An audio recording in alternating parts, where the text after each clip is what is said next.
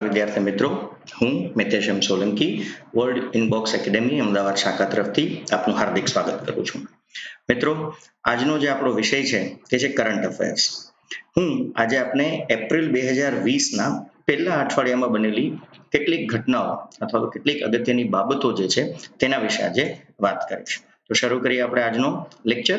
તો મિત્રો, આજનો આપણો પહેલો જે મુદ્દો છે તે છે પીએમ કેર્સ ફંડ. તમને ખબર છે કે કોરોનાને લીધે આ શબ્દ અત્યારે ખૂબ ચર્ચામાં છે અને પીએમ કેર્સ ફંડ અંતર્ગત જે કંઈ પણ ડોનેશન આપવામાં આવશે તેમાં લોકોને એટલે કે દાન કરતા વ્યક્તિને આવકવેરામાંથી મુક્તિ આપવામાં આવશે. તો પરીક્ષામાં પહેલો પ્રશ્ન તો એ જ પૂછાઈ શકે કે પીએમ કેર્સ ફંડ નું સંપૂર્ણ નામ શું છે? તો આપ નોંધ કરી શકો છો, prime minister citizen assistance and relief in emergency situation, એટલે કે આપાતકાલીન પરિસ્થિતિની અંદર ભારતના નાગરિકોને રાહત આપવા માટેનું આ એક ભંડોળ છે જે ભેગું કરવામાં આવી રહ્યું છે. બીજો પ્રશ્ન એ પૂછી શકે કે આ ફંડ જે છે પીએમ કેર્સ ફંડ એના અધ્યક્ષ કોણ હોય છે? તો યાદ રાખજો મિત્રો કે તાજેતરમાં જ બનેલું ફંડ છે, માર્ચ 2020માં જ બનાવવામાં આવેલું છે અને તેના તત્કાલીન અધ્યક્ષ જે છે તે હાલના વડાપ્રધાન જ હોય છે, એટલે કે આજની તારીખમાં તે શ્રી નરેન્દ્ર મોદી છે. બીજું, આ ઉપરાંત આ ફંડમાં 3 સભ્યો જોવા મળે છે. એક છે રક્ષા મંત્રી, બીજા છે ગૃહમંત્રી અને ત્રીજા છે નાણામંત્રી. તો આ થઈ ફંડની રચનાની વાત. હવે બીજી એક વસ્તુ અહીંથી જે પૂછી શકાય એવી છે કે આ જે ફંડ છે તેમાં કોઈ વ્યક્તિ ઓછામાં ઓછું કેટલું ડોનેશન કરી શકે, મતલબ નાનામાં નાની કેટલી રકમ કોઈ વ્યક્તિ આમાં ડોનેટ કરી શકે? તો આ પ્રશ્ન પૂછી શકાય એવો છે. યાદ રાખજો મિત્રો, કોઈ પણ વ્યક્તિ 10 રૂપિયા જેવી નાની રકમ પણ આ ફંડમાં ડોનેટ કરી શકે છે. બીજું, જો કોઈ વ્યક્તિને આ આવકવેરાની મુક્તિનો લાભ લેવો હોય તો આ ફંડ અંતર્ગત એક શરત રાખવામાં આવી છે અને આ શરત શું છે? આ શરત એવી છે કે વ્યક્તિએ 30 જૂન 2020 પહેલા દાન કરેલું હોવું જરૂરી છે. 30 જૂન પછી જો તમે આમાં ડોનેટ કરો છો તો તમને આવકવેરામાંથી મુક્તિ મળવા પાત્ર નથી. અને છેલ્લો એક પ્રશ્નમાંથી પૂછાઈ શકે છે કે પીએમ કેર્સ ફંડની અંદર આપણે જે ડોનેટ કરીએ છીએ રકમ, તેનો લાભ કઈ કલમ અંતર્ગત આપવામાં આવે છે? તો તે છે 80G. તો આમાંથી થોડા પ્રશ્નો પૂછી શકાય એ માટે મેં આ મુદ્દો લીધો છે. વિશેષ માહિતી માટે આપ ઇન્ટરનેટ ઉપર સર્ચ કરીને ઘણું બધું બીજું જાણી શકો છો. બીજો વિષય છે આરોગ્ય સેતુ એપ્લિકેશન. એ પણ તમે જાણો છો આજકાલ ખૂબ ચર્ચામાં છે આરોગ્ય સેતુ એપ્લિકેશન. તો આ એપ્લિકેશન બનાવવા પાછળનો હેતુ શું છે પહેલા સમજી લઈએ. તો એનો હેતુ છે કે જે કોઈ પણ વ્યક્તિ COVID-19 ગ્રસ્ત છે, એટલે કે જેને કોરોના નો રોગ લાગુ પડ્યો છે, એવો વ્યક્તિ જો તમારી આસપાસમાં ક્યાંય હોય તો આ એપ્લિકેશન તમને એલર્ટ આપવા માટે બનાવવામાં આવી છે. હવે એપ્લિકેશન કોણે બનાવી એ પ્રશ્ન આવે તો યાદ રાખજો, એનો જવાબ છે NIC, નેશનલ ઇન્ફોર્મેટિક્સ સેન્ટર દ્વારા આ એપ્લિકેશન જે છે તે વિકસાવવામાં આવી છે. કેટલા અંતરથી આ એપ્લિકેશન જે છે એ કોરોનાગ્રસ્ત દર્દીને ઓળખી શકે છે? તો મિત્રો, બહુ જ રસપ્રદ જવાબ છે. તમારાથી જો કોઈ વ્યક્તિ 6 ફૂટની દૂરી ઉપર પણ હશે અને જો તે કોરોનાગ્રસ્ત હશે તો તમને તે એપ્લિકેશન જે છે તે બીપ બીપ જેવો એક એલર્ટ મેસેજ આપતી હોય છે. આ એપ્લિકેશન કેટલી ભાષાઓમાં છે તે પણ એક પ્રશ્ન બની શકે છે અને તેમાં 11 ભાષાઓ આપવામાં આવેલી છે, તેમાં એક ગુજરાતી ભાષા પણ સમાવિષ્ટ છે. હવે એપ્લિકેશનની મર્યાદા શું છે? આ એપ્લિકેશન કામ ક્યારે ન કરે અથવા તો ક્યારે કામ કરે? તો એની મર્યાદા એ છે કે જો તમારે એપ્લિકેશનનો લાભ લેવો હોય તો તમારી મોબાઈલની અંદર બ્લૂટૂથ અને જીપીએસ એટલે કે ગ્લોબલ પોઝિશનિંગ સિસ્ટમ એ બંને ચાલુ હોવા જોઈએ. તમારું લોકેશન ચાલુ હોવું જોઈએ અને તમારું બ્લૂટૂથ જે છે તે પણ ચાલુ હોવું જરૂરી છે. આ સિવાયની એક વિશેષતા છે કે જો તમે કોઈ આરોગ્ય એપ્લિકેશન ડાઉનલોડ કરી હશે અપગ્રેડેડ વર્ઝન, તો તમે જોઈ શકશો કે 500 મીટર, 1 કિલોમીટર, 2 કિલોમીટર, 5 કિલોમીટર અને 10 કિલોમીટરની રેન્જમાં નજીકના વિસ્તારમાં કોરોનાગ્રસ્ત કેસની કેટલી સંખ્યા છે તે તમને લાલ કલરના ફોન્ટમાં હાઇલાઇટ થઈને બતાવવામાં આવતું હોય છે. તો જેનાથી તમને ખ્યાલ આવે કે આપણો વિસ્તાર જે છે કોરોનાથી કેટલો ગ્રસ્ત છે અને આપણે કેટલી વધારે તકેદારી રાખવાની જરૂર છે. ત્યારબાદનો એક બીજો જેવો વિષય છે COVID-19 ફેક્ટ ચેક યુનિટ. મિત્રો, ખૂબ જ અગત્યની બાબત છે. તમને ખબર છે કે વોટ્સએપ અને સોશિયલ મીડિયા જે છે તેનો ઘણો દુરુપયોગ થતો હોય છે અફવાઓ ફેલાવવાની બાબતમાં. તો ભારત સરકારે COVID-19 ફેક્ટ ચેક યુનિટ એક શરૂ કરેલું છે. તો સૌથી પહેલો પ્રશ્ન તો એ જ બની જાય કે COVID-19 ફેક્ટ ચેક યુનિટ કયા મંત્રાલયની પહેલ છે અથવા તો કયા મંત્રાલય દ્વારા બનાવવામાં આવ્યું છે? તેનો જવાબ યાદ રાખજો મિત્રો, માહિતી અને પ્રસારણ મંત્રાલય. તમને ખ્યાલ છે હવે પરીક્ષાઓમાં મંત્રાલય પણ પૂછાતા હોય છે, માટે આ મુદ્દો મેં અહીંયા આવરી લીધો છે. બીજું, આ COVID-19 ફેક્ટ ચેક યુનિટનો હેતુ શું છે? તો મેં હમણાં જ આપને જણાવ્યું કે અફવાઓ ખૂબ ફેલાતી હોય છે, તો તેને અટકાવવા માટે એટલે મેં લખ્યું છે પ્રમાણે કોરોના સંબંધિત અફવાઓને ફેલાતી અટકાવવી એ આ ફેક્ટ ચેક યુનિટનો મુખ્ય ધ્યેય અથવા તો મુખ્ય હેતુ છે. હવે આપણે શું કરવાનું, આપણે આમાં કઈ રીતે આપણી ભૂમિકા ભજવશું, લોક ભાગીદારી કેવી રીતે આમાં આવશે? તો મિત્રો, જો તમારી પાસે કોઈ પણ એવો મેસેજ આવે કોરોના સંબંધિત જેમાં તમને એવી શંકા જાય કે આ જે સમાચાર છે અથવા આ જે બાબત છે એ સાચી છે કે ખોટી તે તમે નક્કી કરી શકતા નથી, તો તમારે તે માહિતી અહીં આપેલા ઈમેલ આઈડી ઉપર મોકલવાની રહેશે, જે તમે સ્ક્રીન ઉપર જોઈ શકો છો, pibfactcheck@gmail.com. આ માહિતી જ્યારે તમે મોકલશો તો તે માહિતી ખરી છે કે ખોટી તેનો જવાબ તમને ઈમેલ ઉપર જ આપી દેવામાં આવશે. એટલે ફોરવર્ડ કરતા પહેલા આ ફેક્ટ ચેક તમે કરી શકો છો. બીજી કઈ સુવિધા છે, તો આ જ ફેક્ટ ચેક યુનિટ અંતર્ગત, કેમ કે અત્યારે વોટ્સએપ લગભગ બધાના મોબાઈલમાં જોવા મળે છે, એટલે એક વોટ્સએપ ચેટબોટ વિકસાવવામાં આવ્યું છે. ચેટબોટ એક જાતનો રોબોટ જ છે. ચેટબોટ એટલે તમે કોઈ પ્રશ્ન પૂછશો કોરોના સંબંધિત તો એ તમને સાચો જવાબ જે છે તે આપશે. તો આ બંને બાબતથી તમે ખોટી માહિતીને ફેલાવતા અટકાવી શકો છો અને એ જ આ ચેક યુનિટનો હેતુ પણ છે. કોરોના સંબંધિત કોઈ પણ પ્રશ્ન હશે તો આ ચેટબોટ જે છે તે તમને જવાબ આપશે. અચ્છા, હવે ભારત સરકાર હાલમાં તમને બધાને ખ્યાલ છે કે આપણા આખા દેશનું ફોકસ જે છે એ COVID-19 ને અટકાવવા ઉપર છે. તો તે બાબતને ધ્યાનમાં રાખીને લાંબા ગાળાના 5 પ્રોજેક્ટ જે છે ભારત સરકારે શરૂ કરેલા છે. તો આ ભારત સરકારે શરૂ કરેલા 5 પ્રોજેક્ટ છે તેની એક આપણે માહિતી મેળવી લઈએ. પ્રોજેક્ટ 1 શું છે? પ્રોજેક્ટ પહેલો જે છે એ બાયોમાર્કર શોધવા ઉપર મહેનત કરી રહ્યો છે. બાયોમાર્કર એટલે જેમનું બાયોલોજી બેકગ્રાઉન્ડ હશે એ સમજી શકશે કે કોષની અંદર રહેલું એવો માર્કર કે જેના દ્વારા આપણે કોરોનાને આસાનીથી ઓળખી શકીએ અને એકવાર કોઈ વ્યક્તિના શરીરમાં, કોઈ વ્યક્તિના કોષમાં જો કોરોના વાયરસ દાખલ થઈ જાય તો વાયરસ કેવી રીતે પોતાની કામગીરી અંદર કરે છે, કેવી રીતે ફેલાય છે, એને જો આપણે અભ્યાસ કરી શકીએ તો પછી આપણે એને અટકાવવાના રસ્તાઓ શોધી શકીએ. એટલે આપણે બાયોમાર્કર શોધવા માટે એક પ્રોજેક્ટ 1 શરૂ કરેલો છે. પ્રોજેક્ટ 2 શું છે?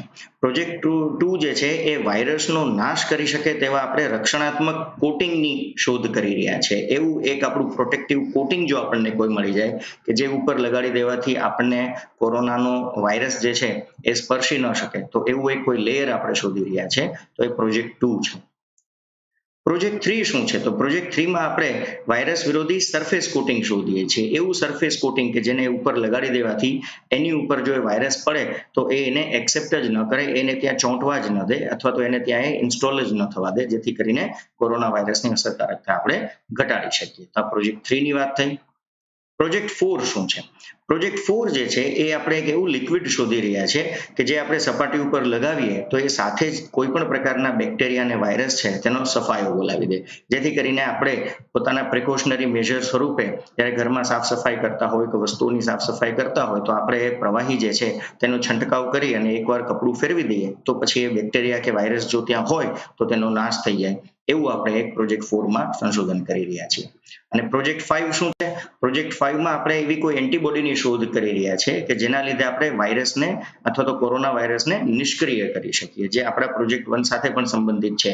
જો આપણને બાયોમાર્કર મળી જશે તો આપણે એવા એન્ટીબોડીની પણ શોધ કરી શકવામાં સફળ બની શકીએ કે પછી ભવિષ્યમાં આપણને કોરોના વાયરસ જે છે તે અસર જ ન કરે. તો મિત્રો, આ 5 પ્રોજેક્ટમાંથી કોઈ એક પ્રોજેક્ટ પરીક્ષામાં પૂછી શકે અથવા તો એક તરફ તમને પ્રોજેક્ટ 1, 2, 3, 4, 5 આપે અને સામેની બાજુ તમને એના હેતુઓ આપે અને જોડકા જોડો એવો પ્રશ્ન પણ આમાંથી બની શકે. જોકે આ સુપર ક્લાસ 3 અને જીપીએસસી નો પ્રશ્ન કહેવાય, પણ વર્ગ 3 માં કોઈ એક ચોક્કસ પ્રોજેક્ટ વિશે માહિતી પૂછી શકવાની સંભાવના પણ રહેલી છે. એક બીજો મુદ્દો ચર્ચામાં છે, આરોગ્ય સંજીવની વીમા સુરક્ષાની નવી માર્ગદર્શિકા જાહેર કરવામાં આવી. આજકાલ બધું જ કોરોના ઉપર ફોકસ થયેલું છે એટલે મેં મહત્તમ મુદ્દાઓ કોરોનાના લીધેલા છે. તો સૌથી પહેલા તો આ જે માર્ગદર્શિકા છે કોના દ્વારા જાહેર કરવામાં આવી? તો તેનો જવાબ તમને ખબર છે, IRDAI. તો અહીંથી પણ એક પ્રશ્ન બને છે કે ભાઈ IRDAI એટલે શું? આ ફૂલ ફોર્મ પૂછી શકે છે. તો insurance regulatory and development authority. ભારતની અંદર જે વીમો આપતી જેટલી પણ કંપનીઝ છે, જેટલી પણ સંસ્થાઓ છે, એ દરેકે IRDAI ના નિયમોનું પાલન કરવાનું હોય છે. તો આ એ જ સંસ્થાએ માર્ગદર્શિકા જાહેર કરી છે. શું માર્ગદર્શિકા જાહેર કરી છે? તો કે ભાઈ આરોગ્ય સંજીવની વીમો છે એ હવે કઈ બાબતની સુરક્ષા આપવા માટે જાહેર કરવામાં આવ્યો? તો યાદ રાખજો મિત્રો, હાલમાં જે દર્દીઓ કોરોનાગ્રસ્ત છે તેમને આ વીમા સુરક્ષા આપવાની વાત અહીં કરવામાં આવી છે. હવે વીમાનું પ્રીમિયમ કેટલું રહેશે એ પણ પ્રશ્ન બની શકે છે. તો જ્યારે કોઈ વ્યક્તિ કોરોનાગ્રસ્ત હોય અને જો એ 1 લાખ રૂપિયાનો વીમો લીધેલો હશે તો તેણે 1 લાખના વીમા ઉપર 1,000 રૂપિયાનો પ્રીમિયમ ભરવાનું થાય છે. એટલે હવે મહત્તમ કેટલો વીમો કોઈ વ્યક્તિ લઈ શકે? તો યાદ રાખજો મિત્રો, કોઈ પણ વ્યક્તિ કોરોનાથી બચવા માટે અથવા તો કોરોનાના ખર્ચને પહોંચી વળવા માટે મહત્તમ 5 લાખ રૂપિયાનો વીમો લઈ શકે છે. એનો મતલબ કે મહત્તમ એનું જે પ્રીમિયમ છે એ પણ 5,000 રૂપિયા જેટલું થશે. કેટલી વય સુધીનો વ્યક્તિ આ વીમો જે છે તે અથવા તો વીમા કવચ જે છે તે લઈ શકે છે? તો 18 વર્ષથી લઈને 65 વર્ષની ઉંમર સુધીના જે વ્યક્તિઓ હોય તે આરોગ્ય સંજીવની વીમા સુરક્ષા ખરીદી શકે છે અને 1 લાખ, 2 લાખ, 3 લાખ, 4 લાખ અથવા 5 લાખ પોતાની ઈચ્છા પ્રમાણે એ વીમાની રકમ નક્કી કરશે અને એને અનુસાર એને પ્રીમિયમ ભરવાનું રહેશે. અન્ય એક માહિતી આપી દઉં કે આ વીમા અંતર્ગત હોસ્પિટલમાં જ્યારે કોઈ દર્દી દાખલ થાય છે કોરોનાગ્રસ્ત, તો સામાન્ય રીતે વીમામાં રૂમનું ભાડું જે છે તમને ખ્યાલ છે આપવામાં આવતું નથી, પરંતુ આરોગ્ય સંજીવની વીમા અંતર્ગત હોસ્પિટલના રૂમનું ભાડું પણ આવરી લેવામાં આવશે, જે એક સારી બાબત છે. પણ એની એક મર્યાદા મૂકવામાં આવી છે કે હોસ્પિટલ દરમિયાન તમારી કોરોનાગ્રસ્ત દર્દી તરીકેની જે સારવાર કરવામાં આવી એ સારવારમાં જે કુલ ખર્ચ થશે એના 2% કરતાં તમારા રૂમનું ભાડું જે છે વધી જવું જોઈએ નહીં. એટલે મતલબ કે કુલ ખર્ચના 2% સુધીનું રૂમ ભાડું મળશે, ત્યાર પછીનું ભાડું જે છે તે વ્યક્તિ પોતે ભોગવવું પડશે. બીજા એક નાના સમાચાર છે COVID-19 માટે કરુણાનો સ્પેલિંગ જે છે એ એબ્રિવિએશન છે, એટલે CARUNA છે. તો સૌથી પહેલો પ્રશ્ન તો આ પૂછાઈ શકે વર્ગ 3માં કે કરુણા એટલે શું? તો કરુણાનું ફૂલ ફોર્મ યાદ રાખજો મિત્રો, civil services associations reach to support natural disasters, એટલે કે મુલકી સેવાના કેટલાક અધિકારીઓનું એક સંગઠન છે. તો કોણે શરૂ કર્યું કરુણા? તો મેં હમણાં તમને કહ્યું એ પ્રમાણે IAS અને IPS અધિકારીઓ, જે મુલકી સેવાના અધિકારીઓ છે, તેમના દ્વારા આ એક એસોસિએશન અથવા તો સંગઠન જે છે તે શરૂ કરવામાં આવ્યું છે. નાનો એવો પ્રશ્ન છે, કદાચ ફૂલ ફોર્મ સ્વરૂપે પૂછી શકે એટલા માટે લીધું છે. બીજું છે COVID-19 QAS. તો COVID-19 QAS એટલે શું? તો કે COVID-19 ક્વોરન્ટાઇન એલર્ટ સિસ્ટમ. તમને ખ્યાલ છે કે જે વ્યક્તિ કોરોનાગ્રસ્ત વ્યક્તિના સંપર્કમાં આવેલો હોય અથવા તો જેને પોતાને કોરોના થયેલો હોય તેમને ક્વોરન્ટાઇન કરવામાં આવતા હોય છે, એટલે એક અલગ રૂમમાં રાખવામાં આવતા હોય છે. એમને ચોક્કસ પોતાના રૂમમાં રહેવાનું હોય છે, તેમના વાસણ, કપડાં એ બધું મર્યાદિત કરી દેવામાં આવતું હોય છે. તો આ જે QAS છે એનો હેતુ શું છે? તો મિત્રો, જો કોઈ દર્દી ક્વોરન્ટાઇનનો ભંગ કરે તો તેના ઉપર દેખરેખ રાખતી આ એક સિસ્ટમ છે. એટલે કોરોનાનો દર્દી પોતાના ચોક્કસ વિસ્તારની બહાર જશે અથવા તો એ ભંગ કરશે મર્યાદાનો, તો તરત જ એનું એલર્ટ જે છે એ ખ્યાલ આવે, એના માટે આ QAS સિસ્ટમ જે છે તે બનાવવામાં આવે છે. આ સિસ્ટમ કોની મદદથી કામ કરે છે? તો Jio fencing technology. Jio fencing technology એટલે કે તમારો મોબાઈલ જે છે એ એક ચોક્કસ વિસ્તારની અંદર જ્યાં સુધી ફરે છે, એનો મતલબ એવો થાય છે કે તમે એ ચોક્કસ વિસ્તારની અંદર જ છો એની ખાતરી આપે છે. અને જો તમે જીઓ ફેન્સિંગની બહાર જાઓ છો, મતલબ કે નક્કી કરેલા વિસ્તારથી બહાર જાઓ છો, તો એક એલર્ટ આપે છે કે ભાઈ તમે તમારી મર્યાદાનો ભંગ કરી રહ્યા છો. તો આ એક જાતની પ્રિકોશનરી સિસ્ટમ છે જે ભવિષ્યમાં આપણને ઉપયોગી નીવડે છે. બીજી એક અગત્યની બાબત, અત્યારે તમને ખબર છે આપણું અર્થતંત્ર ખૂબ જ નબળી પરિસ્થિતિમાંથી પસાર થઈ રહ્યું છે. બિનજરૂરી ખર્ચાઓ ઉપર અત્યારે સરકાર સારામાં સારા નિયંત્રણ મૂકી રહી છે. તો તેવી જ બાબતમાં એક મુદ્દો આવ્યો છે કે પ્રધાનમંત્રી અને સંસદ સભ્યોના પગારમાં ઘટાડો કરવાનો એક વટહુકમ મંજૂર કરવામાં આવ્યો. તમને ખ્યાલ છે હાલ સંસદના સત્રો ચાલતા નથી, માટે હાલમાં એ કાયદો લાવવા માટે ઓર્ડિનન્સ એટલે કે વટહુકમ બહાર પાડવામાં આવ્યો છે. તો પ્રધાનમંત્રી અને સંસદ સભ્યોના પગારમાં કેટલો ઘટાડો કરવામાં આવ્યો? તો મિત્રો યાદ રાખજો, 30% ઘટાડો જે છે તે કરી દેવામાં આવ્યો છે. આ સિવાય બીજા કોના પગારમાં ઘટાડો કરવામાં આવ્યો? તો રાષ્ટ્રપતિ છે, ઉપરાષ્ટ્રપતિ છે અને રાજ્યપાલ જે છે એમના પગારમાં પણ ઘટાડો કરી દેવામાં આવ્યો છે. આના જ અનુસંધાને તમે કદાચ સમાચારમાં જોયું હશે કે આપણા મુખ્યમંત્રી શ્રી વિજયભાઈ રૂપાણીએ પણ આ જ નિયમ જે છે ગુજરાતમાં પણ લાગુ કરેલો છે અને આપણા જે વિધાનસભ્યો છે એમના પગારમાં પણ 30% ઘટાડો જે છે કરેલો છે. હવે બીજી એક વાત સમાચારમાં આવે છે MPLAD સ્કીમ, કે MPLAD સ્કીમ જે છે તેને 2 વર્ષ માટે સસ્પેન્ડ કરવામાં આવી છે. તો આ MPLAD જે છે એ શું છે? તો કે ભાઈ કેન્દ્ર સરકારમાંથી મળતી એક ગ્રાન્ટ છે, અનુદાન છે, જે સાંસદ સભ્ય પોતાના મત વિસ્તારના વિકાસ માટે ખર્ચ કરી શકે તેના માટે મળતી ગ્રાન્ટ છે. તો આ ગ્રાન્ટને પણ 2 વર્ષ માટે અટકાવી દેવામાં આવી છે, જેથી કરીને એટલા પૈસા સરકારના બચે. MPLADS નું ફૂલ ફોર્મ પણ ઘણીવાર પરીક્ષામાં પૂછાતું હોય છે, તો એ પણ આપ નોંધી શકો છો. Member of parliament local area development scheme, એટલે કે સાંસદ સભ્ય પોતાના સ્થાનિક વિસ્તારમાં વિકાસ કરવા માટેની આ એક યોજના છે.